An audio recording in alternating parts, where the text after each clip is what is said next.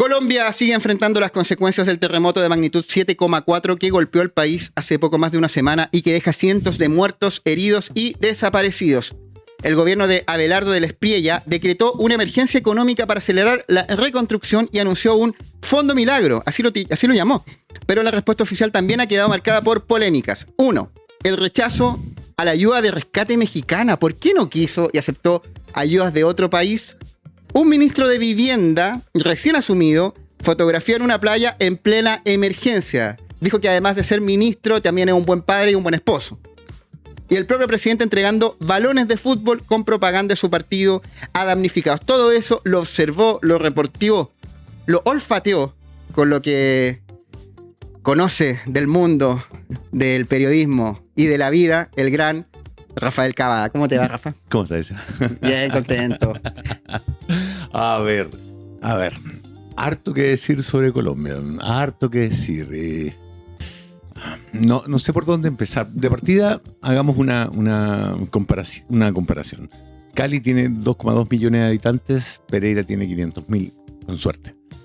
La cuenta rondaba los 100 muertos en Cali y casi 100 en Pereira, la última vez que la leí detallada. Eso te da una idea de lo tremendo que fue para Pereira. Como dato curioso, yo conocí esa ciudad en el año 99, cuando fue el terremoto de Armenia, ahí al lado. Y a partir de entonces cambiaron las normas de construcción en la zona. Pero Pereira, todo el casco antiguo, todo el casco que rodea la plaza central de Pereira, una es la Plaza Bolívar y la otra es la Plaza de la Libertad. Toda la Plaza de la Libertad está destruida. Está totalmente destruida. Probablemente van a tener que destruir, derruir todo para volver a construir. Ahí fue el lugar que eligió de la Espriella para ir a dar su discurso. Había ido antes a Pereira, pero no se había mostrado en público. Y ese día me tocó estar ahí y por esas cosas de la suerte, del destino y del reporteo, nosotros estábamos al lado donde llegó. Gracias al policía que me batió. y lo vimos con mi equipo, con Pedrito en la cámara, llegar y bajarse a hacer estos baños de multitud que hacen los mandatarios cuando están en estas situaciones. Yo creo que la elección fue buena. Pereira votó por él tenía harto respaldo en la zona, una zona agrícola, que normalmente casi en todos los países vota por la derecha, por lo menos en los países latinoamericanos. Con una cuarentena de personas que lo fueron a aclamar y otras 200 que lo miraban. Y el hombre se baja y da, yo no diría que un discurso, yo diría que fue una arenga. Ahora, nosotros los chilenos sabemos de arenga. La arenga más famosa de la historia, para mi gusto, es la de Arturo Prat.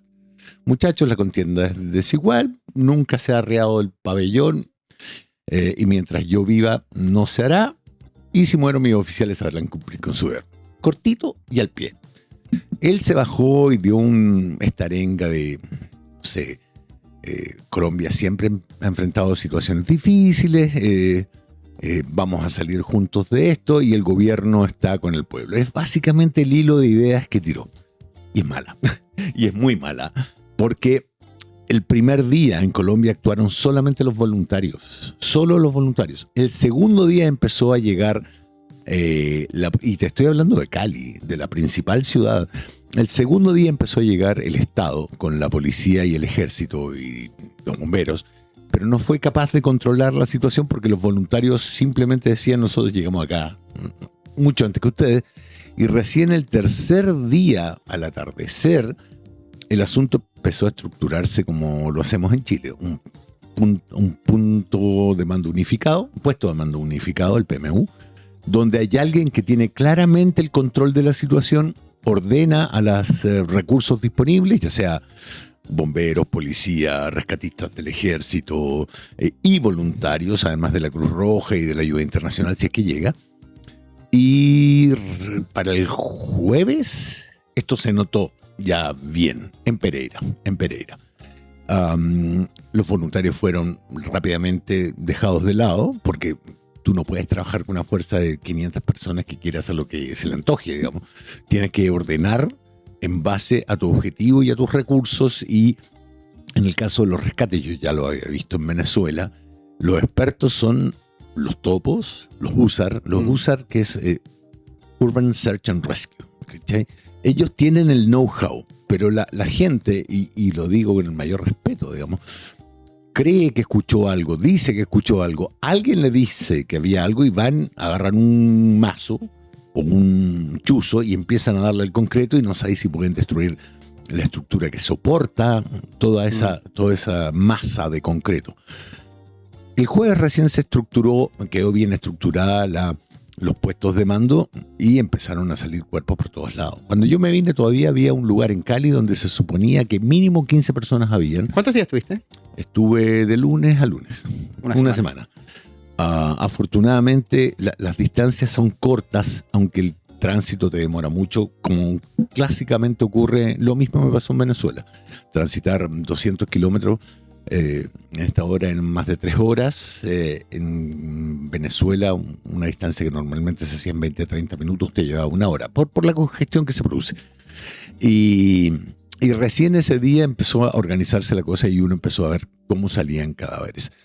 Para mi gusto, lo principal de esto es la incapacidad que tuvo el gobierno de la Espriella en nombrar a un encargado de la gestión de desastres, seguridad de desastres. Él, cuando llegó al poder, estaba Pava y puso a Javier Tamayo. Pava, el anterior, era muy cercano a Petro. Y él mismo lo dijo, había desconfianzas mutuas con el gobierno. ¿Por qué? Porque el presidente de la Espriella no quiso hacer una transición. En Chile, y lo pongo como ejemplo porque es algo que hay que rescatar de nuestro país.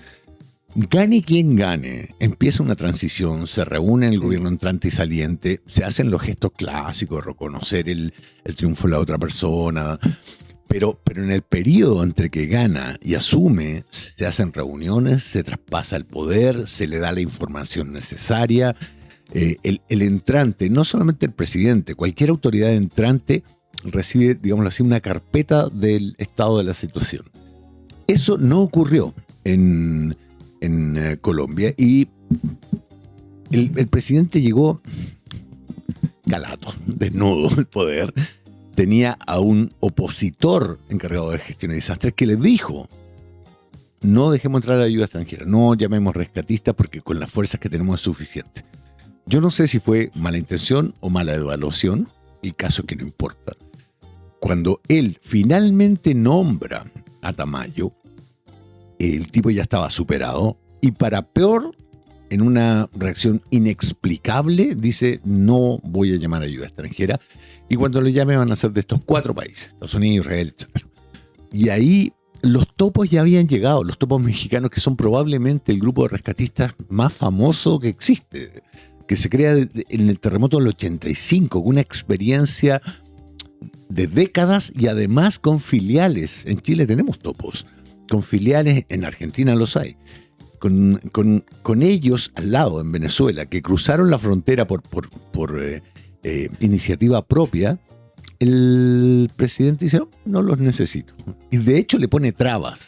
Y a Sheinbaum, la presidenta mexicana, les pide hasta un seguro para gente que opera esto. A ver, a miedo, con temor de ser personalista, digamos, y anecdótico, yo vi a los topos actuando en Venezuela. Son tipos de una profesionalidad increíble. Vi chilenos actuando, de los USAR, que llevaban equipo necesario para esto. Lo que más me impresionó fueron unos expansores que se usan para meter en las placas de concreto y abrirlas sin riesgo de alterar el equilibrio de las estructuras dentro de lo posible y sacar personas. Nada de eso existía en Colombia. Es más, cuando tú en Venezuela veías los grupos especializados entran con un micrófono capaz de detectar los latidos del corazón de una persona. De hecho, tienen que tener mucho cuidado para no confundirse con mascotas.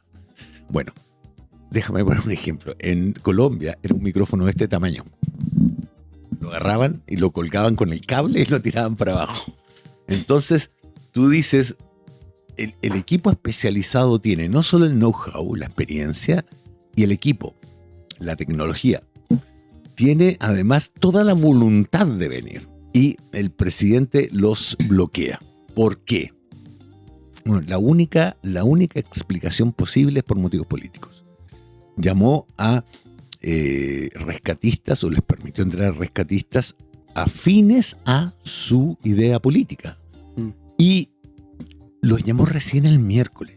Entre el lunes y el miércoles se acabaron las 72 horas de la ventana, este espacio crucial para rescatar. La ventana de 72 horas tiene un índice de rescate exitoso así y después baja violentamente. Violentamente empiezan. O sea, a mí me tocó ver gente que la rescataron, Daniela Claro, creo que ese era el apellido. Daniela, 32 años, la rescataron el segundo día, murió por las heridas que tenía cuando yo estaba allá todavía. Si lo hubieran rescatado un día antes, o sea, ¿tú cachai lo que significa que una persona con politraumatismo, herida, hemorragias varias, la rescaten 24 horas antes? Es una diferencia crucial para mantenerla con vida. Bueno, el presidente recién electo obvió esta ventana, y cuando llegaron, yo los vi a los húsares argentinos, los vi a los topos argentinos, llegaron el jueves. O sea, el miércoles se cerró la ventana, el jueves llegaron ellos. Y todo hay que decirlo. El presidente asumió con alguien en su línea de mando que no le era favorable, que era partidario de Petro. Se demoró 24 horas en hacer el cambio. ¿Pero por qué fue eso? Porque él se negó a hacer el traslape, ¿cómo se llama? El empalme, le dicen los colombianos. Este traspaso de poder. Lo hicieron porque, bueno, lo hemos visto en Chile, porque el ambiente político estaba caldeado, estaba lleno de discursos antagónicos, opositores, muy, muy encendidos. Y en cualquier otra situación, probablemente esto solo acarrea, digámoslo así, obstáculos menores. En este momento, una situación de vida o muerte fue eso, una situación que le costó la vida a mucha gente. Y a mí me parece, y esto es en base a lo que conversé con los periodistas colombianos que estaban ahí, porque en estas situaciones uno conversa mucho con los colegas y aprende de ellos y entiende cosas. Y para mí, políticamente, este va a ser un costo altísimo para el gobierno de la Espriella. Explicar por qué hizo lo que hizo y lo que no hizo. Rafa, tenemos el video del mano a mano que tuviste con el presidente colombiano recién asumido. Hay varias polémicas que quiero comentar contigo, la del ministro de Vivienda. Tú lo esbozaste un poco, lo de la ayuda que no fue aceptada de algunos países y otros sí, operarios que eran afines y otros no, que pareciera un fanatismo ideológico en algún caso, porque yo recuerdo incluso a José Antonio Ocasa acá en Chile, en momentos de tragedia, dijo en los incendios, en cualquiera que hoy haya tenido, dijo, no importa el color político, si alguien quiere ayudar, que venga a ayudar. Tú estuviste en el caso de Venezuela también, te voy a preguntar cómo fue ahí, pero escuchemos primero cómo fue tu interacción con la más alta autoridad del gobierno cafetero. Dale play. ¡Viva la patria! Gracias, Pérez. Escuchen al presidente. Presidente, no deben haber llegado los rescatistas antes. Señor presidente, el comandante de acción. El presidente no ha contestado la pregunta, usted lo escuchó. Buena pregunta. Ha dicho que siempre ha tenido era la única grandes, pregunta. que va a saber responder ante este también. Ha hecho una visita hoy a Quibdó. Viene ahora a Pereira, donde está visitando la Plaza Libertad, que es donde le hemos estado mostrando estos días lo que ocurrió con los edificios que estaban siniestrados y el rescate de cuerpos o víctimas con vida en algunos casos. Y de aquí se va a dirigir a Valle del Cauca. Él escuchó tu pregunta, ¿no? La escuchó y la ignoró. Yo estaba a esta distancia de él, con una decena, sino quincena de guardias armados. Yo entiendo perfectamente que él marche con una guardia armada súper numerosa. De hecho, ahí en el Valle del Cauca, al lado, hay todavía células de la guerrilla activas, pero estaba a esta distancia, o sea, el micrófono le quedaba ahí, a esa distancia. Y lo había tratado de interrogar antes Pero él dio este discurso, que no fue un discurso, fue una arenga, digamos. Vamos a salir todos juntos de esto. Y cuando escucha la pregunta, se echa para atrás, 1 metro, más allá de donde el micrófono alcanzaba ni siquiera a captarlo, saluda a 2 o 3 personas, se sube al auto y se va. Para mí, era la única oportunidad que yo iba a tener para hablar, para hacerle la pregunta. Y además tuvimos la suerte de estar solos. Si no hay otro medio, llega en el medio de su discurso, llega un grupo de colegas con los cuales yo había estado antes, un periodista es su cámara, y mete el micrófono también. Y él se retira por la simple y sencilla razón de que no puede contestar esa pregunta. No hay una explicación lógica para el tiempo que se demoró, salvo uno, la distancia política que tenía con Pava, el encargado de gestión de desastres, y 2, con los países que admitió. O sea, primero dijo que iba a admitir la ayuda internacional, pero no los rescatistas. ¿Por qué? La pregunta es ¿por qué? En estas situaciones todos los países inmediatamente lo que hacen es llamar a la ONU, o sea, llamar a todos los países para que los ayuden o admitir la ayuda, y esto lo coordina la ONU. Porque la norma internacional sobre rescates es la INSACAR, que la ONU agrupa en un grupo de 90 países y que coordina. ¿Te acuerdas que en el terremoto de Venezuela el encargado de toda la gestión era un chileno? Yo lo entrevisté.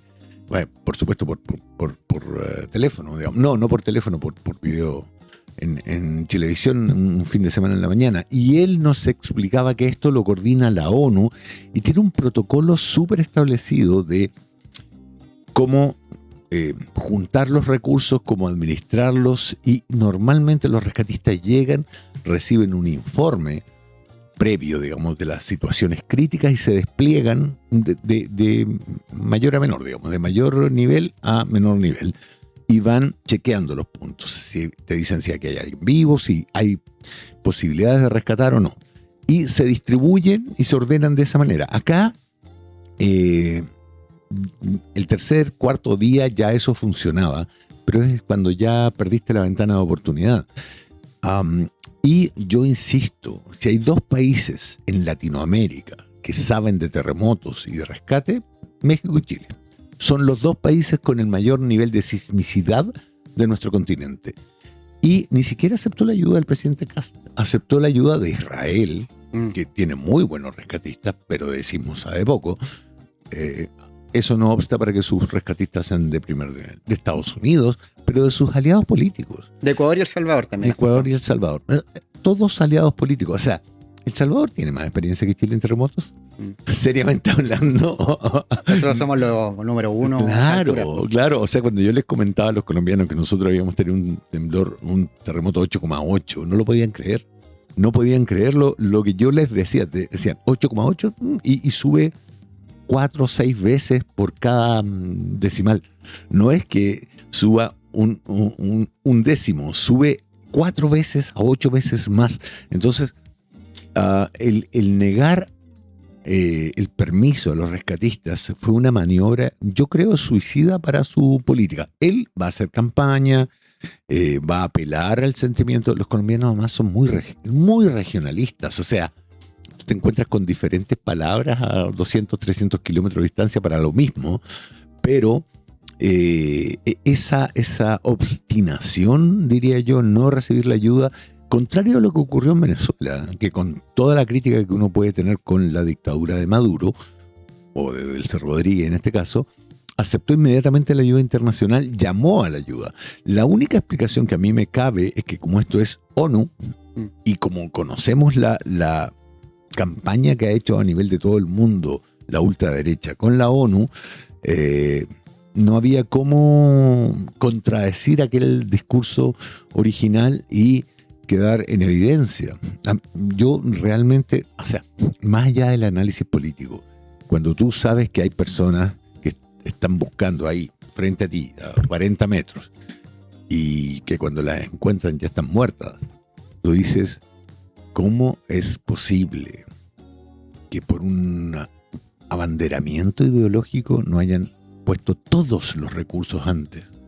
Y eso es cruel. Es cruel para uno que lo observa, pero también mucho más para los colombianos que estaban ahí trabajando de voluntarios 20 horas seguidas. Yo vi gente durmiendo con el casco puesto para seguir trabajando, retirando escombros del tamaño, sí, de la mitad de este escritorio a mano. Y todas esas personas vieron cómo cuando la ayuda llegó ya era tarde. Rafa, ¿sintieron como crueldad lo que hizo el ministro Jaime Beltrán, ministro de Vivienda recién asumido del gobierno de la Espriella, que él cuenta que no se tomó vacaciones, sino que un fin de semana estuvo en la playa de Santa Marta descansando con su familia y salió la foto, que se viralizó rápidamente, y hubo mucha indignación del pueblo colombiano sufriendo, y ello hay una nota de América Colombia. El ministro de Vivienda Jaime Beltrán recibe una ola de críticas por descansar en playa durante la emergencia del terremoto en Colombia. Esto sumado también a las pelotas de fútbol que estaba dando el presidente con logo de su campaña también. Me recuerda un poco a lo que hacía Pablo Escobar en su momento, que regalaba y se ligó mucho al fútbol también en algún momento. De la Espriella ya ha ocupado los colores de la bandera colombiana, la camiseta de la Selección Colombia también. ¿Cómo se sintieron estos dos hechos que me imagino que en medio de una catástrofe generaron indignación, ¿no? A ver, es que el sentido común, el viejo y buen sentido común, que es el menos común de los sentidos, digamos, dice, ¿cómo te vas a la playa en un momento en que está todo el gobierno en emergencia? ¿Cómo repartes pelotas de fútbol y besos cuando estás hablando de una tragedia nacional? ¿Cómo se conjuga el discurso de este es un desastre, pero Colombia siempre está enfrentado a grandes desafíos con llego repartiendo pelotas y besos a mis partidarios? No hay manera de hacerlo. A ver, y vuelvo al ejemplo de Chile porque más allá de las diferencias políticas que tengan nuestros gobernantes salientes y entrantes, tú recuerdas que el presidente Piñera asume con réplicas, digamos. ¿En algún momento viste algún ministro chileno, no sé, en la playa o esquiando o en el campo? En ningún momento. ¿Por qué? Porque sabemos, y es lo natural en un país que ha sufrido temblores, terremotos, erupciones volcánicas, inundaciones, tsunamis, que en ese momento no solamente tienes que poner a todo el mundo a trabajar, sino que además no puedes hacer estas demostraciones, no puedes exponerte. A mí me parece que la altanería que otorga la victoria le jugó muy en contra, muy en contra. No sé cómo lo va a evaluar el pueblo colombiano, pero sí sé, por ejemplo, que al alcalde de Cali lo agarraron a pedradas cuando fue a visitar un lugar que había sido afectado por el terremoto. Yo no sé hasta qué nivel en un país tan polarizado como Colombia, con una elección tan ajustada, tan equilibrada, digamos, que gana por muy pocos votos, cuánto va a inclinar la balanza. Pero tengo la idea que un sector que votó por la Espriella va a juzgar esto de una manera lapidaria. Tengo esa sensación. ¿Tú te imaginas un ministro chileno, al ministro Montes, digamos, vacacionando después de los incendios? Al ministro Poduje. Exacto, que por muy panfletario que sea en su discurso, jamás se le ocurriría ni se le pasaría por la cabeza, no sé, irse a las termas de Chillán durante una emergencia. No se le pasaría porque tiene una visión que, insisto, en Chile tenemos y somos un país con instituciones súper serias para eso. Pero Colombia pasa por un momento súper especial de su historia donde gana un tipo que no tiene ninguna experiencia. De hecho, un día pregunté, así como, ¿es cierto que es abogado de narcos? Me dice, sí, defendía narcos.